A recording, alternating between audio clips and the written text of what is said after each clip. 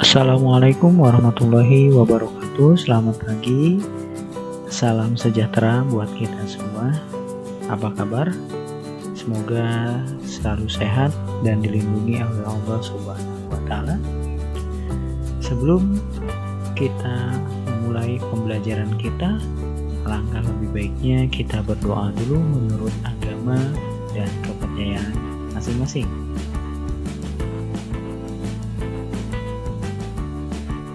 Pembelajaran kali ini kita akan mempelajari tema yang kedua, persatuan dalam perbedaan di mata pelajaran IPA. Di pelajaran IPA, pertemuan yang lalu sudah kita pelajari tentang cara perkembangbiakan pada makhluk hidup. Kali ini di pelajaran IPA yang akan kita pelajari adalah adaptasi makhluk hidup. Sebelum kita masuk ke materi, kalian simak terlebih dahulu kompetensi dasar dan tujuan pembelajaran yang akan kita capai dalam pembelajaran kali ini.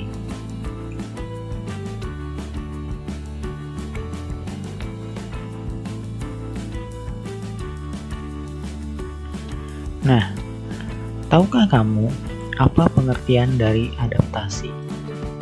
Adaptasi adalah kemampuan makhluk hidup untuk menyesuaikan diri dengan lingkungan hidupnya. Kemudian, apa sih tujuan makhluk hidup itu beradaptasi? Makhluk hidup melakukan adaptasi tujuannya adalah untuk mempertahankan kelangsungan hidup pada habitatnya. Itu tujuan makhluk hidup beradaptasi. Kemudian ada beberapa jenis-jenis adaptasi yang kita kenal dalam lingkungan. Yang pertama ada adaptasi morfologi. Adalah penyesuaian bentuk tubuh makhluk hidup terhadap lingkungan tempat tinggalnya. Contohnya adaptasi morfologi ini untuk paruh dan kaki burung berbeda-beda tergantung makanan dan lingkungannya. Ada juga bentuk daun tumbuhan, juga bentuk tubuh secara keseluruhan dari hewan maupun tumbuhan. Itu adaptasi morfologi. Kemudian yang kedua ada adaptasi fisiologi, yaitu penyesuaian bentuk organ tubuhnya, fungsi dari organ makhluk hidup terhadap kondisi lingkungan tempat tinggalnya. Contohnya meliputi organ sirkulasi darah, organ pernapasan, organ pencernaan, dan organ-organ lainnya. Kemudian yang ketiga ada adaptasi perilaku. Adaptasi perilaku ini adalah penyesuaian tingkah laku makhluk hidup terhadap kondisi lingkungan tempat tinggalnya. Contohnya penyesuaian waktu makhluk hidup dalam berkegiatan, hibernasi, penyamaran warna tubuh, dan lainnya. Itu jenis-jenis adaptasi atau penyesuaian diri makhluk hidup terhadap lingkungannya. Sekarang yang akan kita bahas adaptasi pada tumbuhan.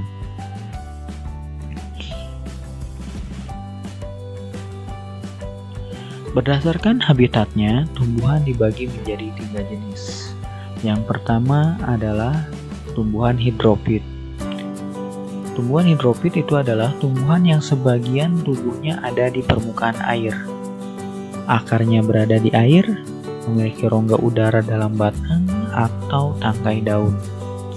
Daunnya muncul ke permukaan air. Contohnya kangkung, teratai, eceng gondok, dan lain-lain. Kemudian yang kedua ada tumbuhan higrofit. Apa itu? Tumbuhan higrofit yaitu tumbuhan yang hidup di daerah lembab. Tubuhnya terdiri atas bagian-bagian akar, batang, dan daun. Batangnya pada umumnya tidak tampak karena terdapat di dalam tanah. Daunnya yang muda umumnya melingkar atau menggulung. Contohnya pakis, tumbuhan paku, lumut, dan lain-lain. Kemudian yang ketiga adalah tumbuhan xeropit. Tumbuhan xeropit ini adalah tumbuhan yang hidup di daerah yang kering. Tumbuhan ini memiliki daun kecil, sempit, kadang-kadang berubah bentuk menjadi duri, sisik, atau bahkan tidak mempunyai daun sama sekali. Batangnya tebal dan mempunyai jaringan untuk menyimpan air. Akarnya panjang, contohnya kaktus, lidah buaya, kurma, dan lain-lain. Itu tumbuhan berdasarkan habitatnya. Kemudian cara tumbuhan menyesuaikan diri melalui adaptasi morfologi, yaitu tadi adaptasi penyesuaian bentuk tubuhnya terhadap lingkungannya. Ini yang gampang dilihat ya dari hewan ataupun tumbuhan, karena bentuk tubuh yang menyesuaikan dengan lingkungannya. Contohnya yang pertama adalah kaktus. Kaktus ini memperkecil ukuran daunnya. Tujuannya untuk apa? Tujuannya untuk mengurangi penguapan. Kemudian yang kedua, bakau. Bakau memiliki akar tunjang yang menembus tanah dengan tujuan agar tanaman tersebut tidak terhempas oleh ombak besar di pantai. Kemudian yang ketiga ada teratai. Dan kangkung ini memiliki batang yang berongga. Tujuannya untuk bisa mengapung di air. Kemudian yang keempat, tadi adaptasi melalui adaptasi morfologi. Sekarang penyesuaian diri pada tumbuhan melalui adaptasi fisiologi. Yang pertama, pohon pisang. Pohon pisang ini mengeluarkan zat lilin pada permukaan daunnya ketika musim kemarau. Tujuannya untuk meminimalkan terjadinya penguapan. Jadi fisiologi ini penyesuaian bentuk tubuh, penyesuaian fungsi dari organ tubuh terhadap lingkungannya. Ini salah satunya pohon pisang yang mengeluarkan zat lilin. Kemudian yang kedua ada tumbuhan gurun. Ya, seperti kaktus memiliki organ tempat menyimpan cadangan air di batangnya ya. Di batangnya ini memiliki kemampuan untuk menyimpan air. Kemudian yang ketiga, bunga. Bunga-bunga itu pasti memiliki aroma yang wangi. Tujuannya untuk menarik serangga yang berfungsi untuk membantu proses penyerbukan. Itu penyesuaian diri tumbuhan melalui adaptasi fisiologi. Selain morfologi, fisiologi, dan juga yang ketiga melalui adaptasi perilaku. Nah, penyesuaian diri pada tumbuhan melalui adaptasi perilaku ini contohnya yang pertama pohon jati, pohon kedondong, randu, dan beberapa tumbuhan lainnya akan menggugurkan daunnya di musim kemarau. Tujuannya untuk mengurangi penguapan.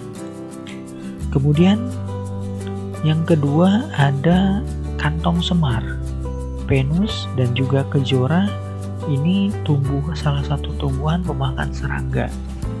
Tujuannya untuk memenuhi kebutuhan nitrogen. Kemudian yang ketiga ada daun putri malu. Daun putri malu ini memiliki adaptasi perilakunya, dia mengatupkan daunnya ketika disentuh, gitu ya. Ini cara-cara tumbuhan melalui menyesuaikan dirinya melalui berbagai adaptasi morfologi, fisiologi, dan juga perilaku. Nah, sekarang bagaimana cara tumbuhan melindungi dirinya? Kalau tadi cara tumbuhan menyesuaikan diri dengan lingkungannya, sekarang bagaimana cara tumbuhan melindungi dirinya? Nah, tumbuhan ada yang melindungi dirinya dengan duri, contohnya mawar, salak, putri malu, durian, kaktus, dan lain-lain. Ada juga tumbuhan yang melindungi dirinya dengan racun, contohnya kecubung, gadung, jarak, dan lain-lain. Kemudian ada tumbuhan yang melindungi dirinya dengan bulu atau rambut yang tajam, contohnya pohon bambu dan juga tebu ya. Terdapat bulu-bulu atau rambut yang berada di batang pohon tersebut. Kemudian yang keempat dengan getah. Nah, tumbuhan yang melindungi dirinya dengan getah contohnya nangka dan karet. Kemudian yang kelima ada tumbuhan yang melindungi diri dengan aroma. Ada aroma yang bau bangkai, contohnya bunga bangkai. Ya. Kemudian yang melindungi dengan cangkang keras, contohnya kelapa. Ya, buah kelapa itu dilindungi dengan cangkang keras. Selain kelapa ada sawit, durian, dan lain-lain. Ada juga yang melindungi dirinya dengan rasa, contohnya belimbing bulu memiliki rasa yang sangat masam. Ya. Kemudian dengan daun yang tajam, contohnya nanas. Ya, nanas ini melindungi dirinya dengan ada duri-duri di daunnya ya. Kemudian itu cara tumbuhan menyesuaikan diri dan juga melindungi dirinya. Sekarang adaptasi pada hewan. Ciri khusus hewan dan habitatnya. Hewan memiliki ciri khusus sama dengan tumbuhan tadi, memiliki ciri khusus dan juga habitatnya. Yang pertama ada ikan. Ikan memiliki ciri khusus, memiliki insang. Tujuannya untuk bisa bernapas di dalam air. Berarti ikan ini habitatnya ada di air. Kemudian cicak. Cicak ini memiliki perekat pada kakinya. Tujuannya untuk menempel di dinding karena habitat cicak adanya di dinding-dinding rumah. Kemudian yang ketiga ada bebek. Bebek memiliki selaput pada kakinya, tujuannya agar dapat berenang di air, karena habitat bebek adanya di air. Kemudian yang keempat ada ayam. Ayam itu memiliki paruh yang runcing, tujuannya untuk mengambil makanan di daerah yang kering. Kemudian selain ikan, bebek, cicak, dan juga ayam, ada bunglon dan cicak memiliki lidah yang panjang juga, ya, tujuannya untuk mencari makan. Landak memiliki bulu yang berduri, tujuannya untuk melindungi diri dari musuh. Kemudian ada banteng. Banteng juga memiliki tanduk. Jelas tanduk di sini digunakan untuk melindungi diri dari musuhnya. Kemudian yang terakhir, yang ke-8 ada unta. Nah, unta di sini memiliki ciri khusus, memiliki punuk di punggungnya. Nah, punuk unta ini sebenarnya adalah cadangan lemak yang digunakan ketika musim kering, ya. Ini punuk pada unta, tujuannya untuk menyimpan cadangan lemak di tubuhnya. Cara hewan beradaptasi. Hewan beradaptasi dengan berbagai macam cara. Yang pertama dengan kamuflase. Kamuflase ini bentuk adaptasi hewan dengan kondisi tempat yang sesuai dengan tubuhnya. Jadi hewan tersebut bisa menyesuaikan diri dengan tempat hinggapnya, sehingga kita tidak bisa mengetahui ada hewan tersebut. Contohnya belalang sembah. Yang belalang sembah ini warna tubuhnya akan menyerupai dengan warna daunnya. Kemudian yang kedua ada mimikri. Mimikri ini bentuk adaptasi hewan dengan mengubah warna kulitnya sesuai dengan tempatnya berada. Contohnya bunglon. Bunglon ini akan merubah warna kulitnya sesuai dengan tempat yang dihinggapinya. Yang ketiga ada autotomi. Autotomi ini adalah kemampuan untuk memutuskan ekornya. Contohnya cicak. Selain autotomi, ada hewan yang beradaptasi dengan menggulungkan diri. Ya, contohnya terenggiling dan lipan. Kemudian selain itu ada juga yang mengeluarkan tinta. Nah, yang mengeluarkan tinta ini bentuk adaptasi hewan yang dimiliki oleh gurita dan cumi-cumi. Tujuannya untuk mengelabui musuhnya. Kemudian yang keenam ada mengeluarkan bahu. Nah, hewan yang mengeluarkan bahu ketika dikejar musuhnya adalah walang sangit. Kemudian yang ketujuh ada hewan yang bersembunyi di cangkangnya. Yang jelas hewan ini yang memiliki cangkang, contohnya siput. Jadi ketika dikejar musuh atau ketika ada bahaya mengancam, maka hewan ini akan bersembunyi di dalam cangkangnya. Itu bentuk adaptasi dan penyesuaian diri dari berbagai jenis hewan. Nah, hewan dan tumbuhan juga pasti akan memberikan banyak manfaat bagi manusia dan lingkungannya. Sekaligus memberikan manfaat, kita juga sebagai manusia harus bisa melestarikan hewan dan tumbuhan tersebut. Manfaat tumbuhan bagi manusia dan lingkungan yang pertama sebagai bahan makanan tentunya. Buah, biji, daun, bunga, dan batangnya banyak dimanfaatkan oleh manusia sebagai bahan makanan. Kemudian yang kedua sebagai bahan sandang. Ya, contohnya kapas digunakan untuk pembuatan kain katun. Kemudian yang ketiga sebagai bahan bangunan, contohnya kayu jati, kelapa, dan lain-lain digunakan untuk bahan bangunan pembuatan rumah atau bangunan-bangunan yang lainnya. Tumbuhan juga banyak dimanfaatkan sebagai bahan obat, contohnya jahe. Jahe digunakan manusia untuk obat batuk dan juga jambu biji untuk obat diare. Selain bahan obat, tumbuhan juga dimanfaatkan manusia sebagai bahan baku industri. Contohnya getah. Getah karet ini digunakan untuk bahan pembuatan ban. Kemudian buah kelapa sawit. Buah kelapa sawit juga digunakan untuk bahan pembuatan minyak goreng. Selain itu, manfaat tumbuhan bagi manusia yang terakhir adalah sebagai bahan pewarna alami. Sebenarnya banyak tumbuhan-tumbuhan yang digunakan sebagai bahan pewarna alami. Di sini ada dua contoh. Yang pertama pandan untuk memberikan warna hijau dan juga kunyit untuk memberikan warna kuning. Itu manfaat tumbuhan. Kemudian selanjutnya, manfaat hewan bagi manusia dan lingkungan. Yang pertama adalah sebagai bahan makanan tentunya. Ya, sama dengan tumbuhan, hewan juga merupakan sebagai bahan makanan bagi manusia. Banyak yang kita manfaatkan dari hewan, dagingnya, telur, bahkan ada susu dari hewan yang kita manfaatkan. Kemudian manfaat yang kedua adalah bahan sandang. Contohnya serat kepompong dari ulat sutra yang digunakan untuk pembuatan kain sutra. Selain itu, manfaat hewan yang ketiga adalah sebagai bahan kerajinan, contohnya kulit sapi. Kulit sapi ini banyak digunakan oleh pengrajin-pengrajin untuk pembuatan wayang kulit. Kemudian manfaat yang keempat adalah penghasil pupuk organik. Nah, pupuk organik ini dihasilkan dari kotoran sapi, kambing, atau beberapa jenis hewan yang lainnya.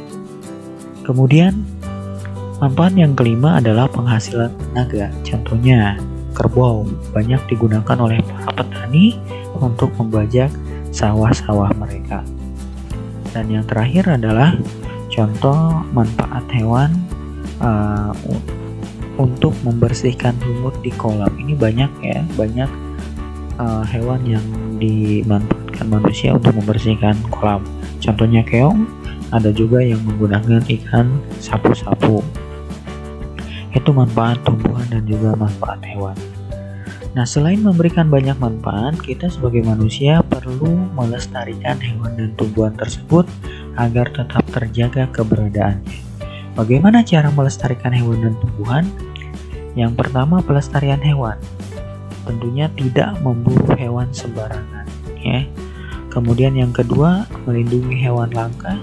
Yang ketiga, mencari alternatif pemanfaatan hewan dengan menciptakan pengganti berbahan sintesis.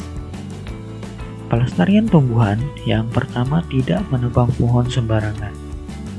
Kemudian melakukan tebang pilih, jadi hanya menebang pohon yang berusia tua saja. Kemudian yang ketiga, penanaman kembali tanaman yang telah dimanfaatkan. Jika kita menebang satu pohon, minimal menanam satu pohon kembali untuk peremajaan pohon-pohon yang kita manfaatkan. Itu upaya melestarikan hewan dan tumbuhan. Untuk materi kali ini di tema yang kedua, pelajaran IPA, itu saja yang kita pelajari. Setelah ini Bapak akan memberikan tugas dan soal-soal latihan yang harus kalian kerjakan. Terima kasih, mudah-mudahan kalian mencatat poin-poin penting dan kalian pahami. Setelah itu kalian jawab tugas dan soal-soalnya. Terima kasih, Bapak akhiri. Assalamualaikum warahmatullahi wabarakatuh.